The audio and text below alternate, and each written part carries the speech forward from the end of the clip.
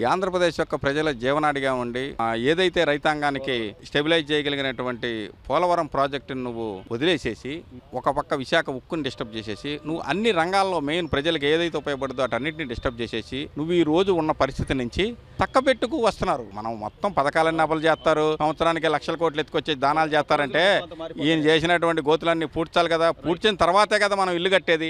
ఆ పరిస్థితిలో ప్రభుత్వాలు పనిచేస్తున్నాయి, ఒక్కొక్క సంక్షేమ కార్యక్రమాలు చేస్తున్నారు. రాజధాని మీద ఒక అవగాహన వచ్చింది, అలాగే ఏ ప్రాంతానికి ఏ ఇవ్వాలన్నది వచ్చింది. కొత్తగా డబ్బులు ఎలా సృష్టించాలి, ఆదాయం ఎలా రావాలి, ప్రజల్లో నమ్మకం ఎలా పెరగాలి, ప్రజలకు ఉపాధి ఎలా కలిగించాలి, చదువు ఎలా పెంచాలి, వీటన్నిటి మీద కూడా ప్రభుత్వం పనిచేస్తుంది. అన్ని రంగాల్లో కూడా ప్రభుత్వం ముందుకెళ్తుంది. ప్రజలకు ఏమిస్తున్నారు అనేటువంటిది ఒక క్షణం ఆలోచించుకుంటే ఈ ప్రభుత్వం సుపరిపాలన మొదలై సంవత్సరం అయింది.